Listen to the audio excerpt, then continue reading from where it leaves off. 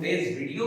आज बात करने वाले हैं एक ऐसे चैप्टर के इंट्रोडक्शन की जो आपके लाइट के कॉन्सेप्ट को बिल्कुल चेंज कर देगा। यस, आज मैं बात करने वाला हूं आपसे लाइट में आपका एक टॉपिक, आपका एक सेक्शन जो आपको जानना है, जो है वेव ऑप्टिक्स, जो आपको ये समझाता है कि लाइट का नेचर कैसा है। ठीक है, पहले बच्चों क्या होता था कि लाइट के नेचर को लेके बहुत सारी थ्योरीज आई हैं और उनमें आपने देखा कि लाइट का नेचर पार्टिकल नेचर भी हो सकता है, लाइट का नेचर अलग अलग मीडियम्स में कुछ भी हो सकता है, ऐसी ऐसी कुछ कुछ थ्योरी आई है।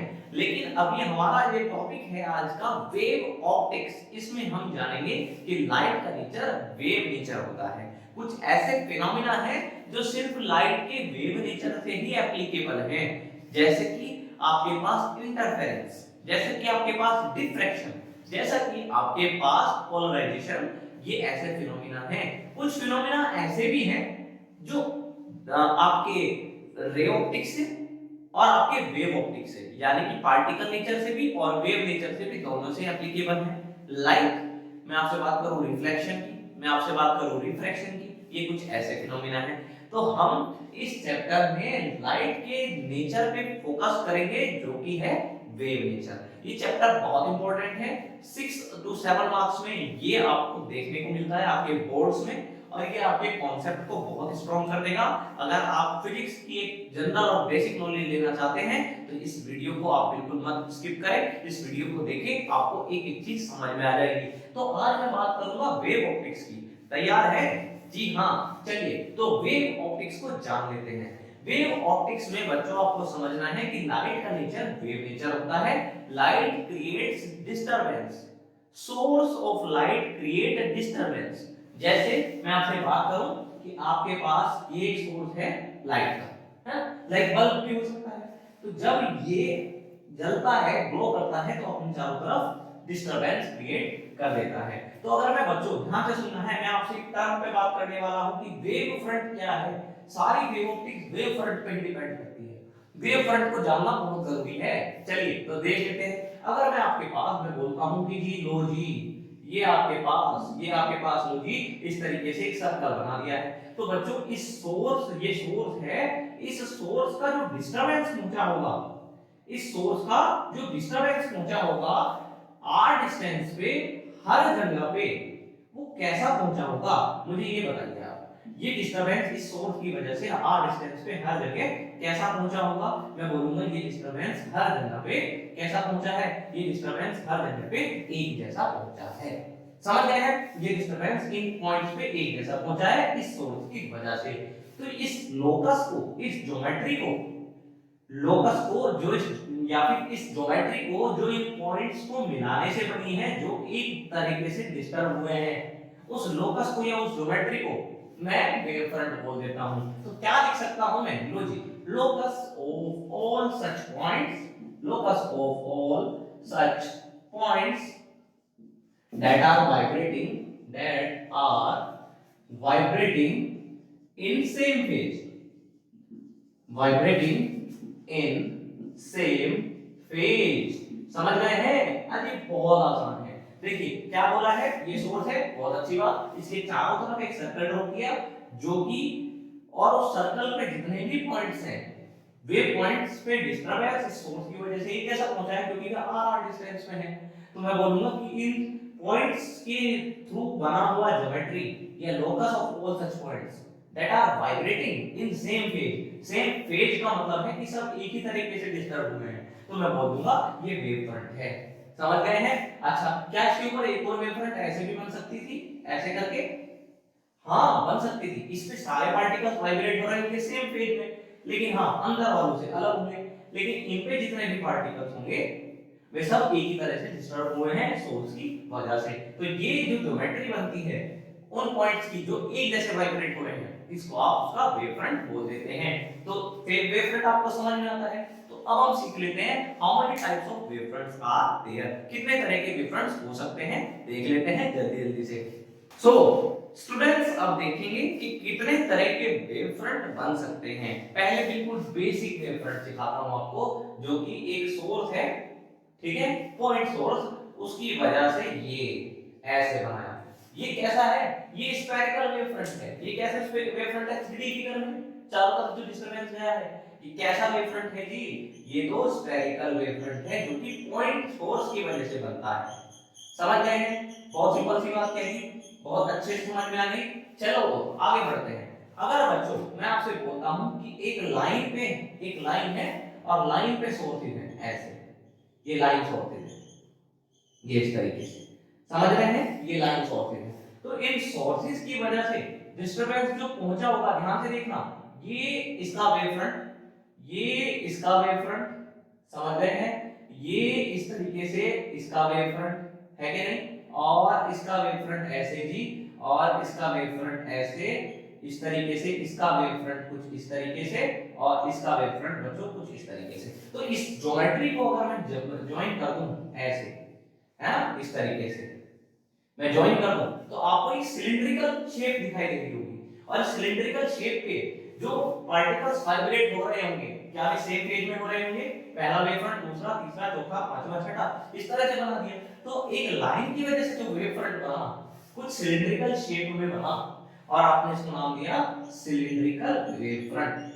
समझ रहे हैं, बहुत सिंपल सी बातें हो रही हैं, बहुत इंपॉर्टेंट बातें हैं, पर आपको याद रखनी है। वेव ऑप्टिक्स जान रहे हैं तो ये सब चीजें आपको पता होनी चाहिए, और ये होप आप इनको समझ भी गए होंगे। चलिए तो आगे बढ़े। चलो अगर आप मैं बात करूं कि अगर प्लेन वेव फ्रंट बनानी हो 3D में, समझिए ये ऐसे है। अच्छा बच्चों एक बात बताओ, ये पहली वेव फ्रंट है, देखो बच्चों एक बात बताओ, ये पहली वेव फ्रंट है, इसके बराबर में एक और होगी थोड़ी सी खुल के ऐसे, इसके बराबर में थोड़ी और खुल जाएगी, इसके बराबर में थोड़ी और खुल जाएगी, और फिर ये ऐसे हो जाएगी, समझ रहे हैं, बिल्कुल फ्लैट हो जाएगी, ऐसे ऐसे हो जाएंगी ये वेव फ्रंट, समझ रहे हैं। ऐसे ही ये एक वेव फ्रंट, फिर ये दूसरी, फिर ये तीसरी, फिर चौथी, और फिर ये पांचवी, तो एक ये ऐसे हो जाएंगी, बिल्कुल लास्ट में आके बिल्कुल पैरेलल हो जाएंगी, समझ रहे हैं, इस तरह से हो जाएंगी। तो क्या मीनिंग हुआ कि आपके पास कुछ इस तरह की वेव फ्रंट तैयार हो जाएंगी। देखिए जी ऐसे, कहां से आए हैं वेव फ्रंट, आप समझ रहे हैं, आपके पास ये था, खुल गया खुल गया खुल गया खुल गया, ऐसे ऐसे होके ये बिल्कुल सीधा हो गया, है ना, तो इस तरह की वेव फ्रंट तैयार हो जाएगी। तो ये कौन सी वेव फ्रंट है जो इनफाइनाइट डिस्टेंस पे बनी, ये प्लेन वेव फ्रंट है, ये पॉइंट सोर्स से भी बन रही है, पॉइंट सोर्स को खोलने पे भी बनती है, और सिलेंडर के वेव फ्रंट को आगे बढ़ाते जाओ उनसे भी बनती है। चलिए तो ये चीज आपको समझ में आ गई। अब एक क्वेश्चन आपको जानना है कि प्लेन वेव फ्रंट तो बना ली, अगर मैं इनको रेज की फॉर्म में बताऊं तो कैसे बताऊं समझ रहे हैं, रेज की फॉर्म में, तो मैंने कहा अगर आप वेव फ्रंट पे ऐसे परपेंडिकुलर ड्रॉ कर दें, ऐसी रेज ड्रॉ कर दें, ये तो आप वेव फ्रंट पे परपेंडिकुलर लाइंस ड्रॉ कर दें, ये आपको रेज की डायरेक्शन देंगी, समझ रहे हैं, ये रेज हो गई, ठीक है। जैसे यहाँ पे है ये वेव फ्रंट है, और आपने ऐसे लाइंस ड्रॉ की, ये क्या है, ये क्या है, ये रेज है, समझ रहे हैं, ये क्या है, रेज है, ठीक है। सिमिलरली ये यहाँ पे इस तरीके से, ये सब क्या है, ये रेज है, समझ रहे हैं। रेज हमेशा क्या होने वाली है, रेज हमेशा वेव फ्रंट के परपेंडिकुलर होती है, समझ रहे हैं। वेव फ्रंट जान रहे हैं क्या है, कितने तरह की वेव फ्रंट हम बना सकते हैं। चलिए अब हम जान लेते हैं एक चीज और जो आपको जाननी है, वो है very important, very very important, that is Huygens principle. आपको सीखना है कि हाइजीन प्रिंसिपल क्या है, मैं आपको सिखाऊंगा, बड़े आसानी से सीख जाएंगे और अपने इस टॉपिक को बहुत मजबूत कर लेंगे। तो आप तैयार हैं बच्चों, हम स्टार्ट कर रहे हैं हाइजीन प्रिंसिपल। चलिए चलो बच्चों देखते हैं हाइजीन प्रिंसिपल क्या है। बच्चों अब जान लेते हैं कि व्हाट इज हाइजीन प्रिंसिपल, ये आपको जानना है, बहुत इंपॉर्टेंट है, वेरी इंपॉर्टेंट। जान लेते हैं क्या है हाइजीन प्रिंसिपल। चलिए मेरे साथ बनिए, तो बच्चों आपको दिखाते हैं कि क्या है हाइजीन प्रिंसिपल। चलिए देखिए, every point of the wave front act as a new source. मेरा कहने का मतलब क्या है, जैसे मैं आपसे बात करूं कि आपके पास एक सोर्स है लाइट का, तो कह रहे हैं कि इसके चारों तरफ एक वेव फ्रंट बनी होगी, मैं इसको सर्कल बना सकता था, अभी मैं ऐसे मान रहा हूं आगे की तरफ वाला से, समझ रहे हैं, ये वेव फ्रंट थी पूरी। तो मैं बोल रहा हूं कि every point on the wave front, अरे मैं नहीं बोल रहा हूं, कौन बोल रहा है, हाइजीन बोल रहा है। क्या बोल रहा है कि हर एक पॉइंट वेव फ्रंट पे, हर एक पॉइंट वेव फ्रंट पे ऐसे एक्ट करता है जैसे कि एक नया सोर्स हो, मतलब कि जो ये डिस्टरबेंस यहाँ पे पहुंचा है, ये कैसे एक्ट कर रहा है, जैसे कि नया सोर्स हो, नया सोर्स हो डिस्टरबेंस का। अब ये भी अपने चारों तरफ डिस्टरबेंस क्रिएट करेगा। तो हमने बोला every point on the wavefront act as a new source that create disturbance called secondary wavelets। जो इस सोर्स ने, जो ये नया सोर्स बना है, इसने अपने चारों तरफ डिस्टरबेंस क्रिएट किया है, उस डिस्टरबेंस को क्या बोला है? Secondary wavelet. The disturbance created by new source, every point of the wavefront act as a new source and this new source create disturbance called secondary wavelet। ठीक है जी। तो हम क्या करते हैं, हम ये बोलते हैं कि ये डिस्टरबेंस आगे कहां पहुंच गया होगा, वो आपको नई वेव फ्रंट दे देगा। पहले वेव फ्रंट ये थी, तो वेव फ्रंट आगे भी तो बढ़ रही होगी, लाइट आगे भी तो बढ़ती है कि नहीं? तो ये आगे भी तो बढ़ी होगी। तो ये जो डिस्टरबेंस आगे चला है, ये कह रहे हैं तो वो कैसे चला है, इन्होंने कहा कि आप ना इसके चारों तरफ आर्क लगा लो। इस डिस्टरबेंस जो क्रिएट हुआ है उसके आपने जैसे सर्कल क्रिएट कर लिए, है ना? ये क्या है, कितने रेडियस के सर्कल है, कितने रेडियस के ये आर्क हैं। तो ये आर्क है बच्चों c * t के, क्योंकि लाइट जो स्पीड होती है लाइट की वो क्या होती है? c टाइम, t टाइम के बाद हम देख रहे हैं डिस्टरबेंस कहां पहुंच गया है।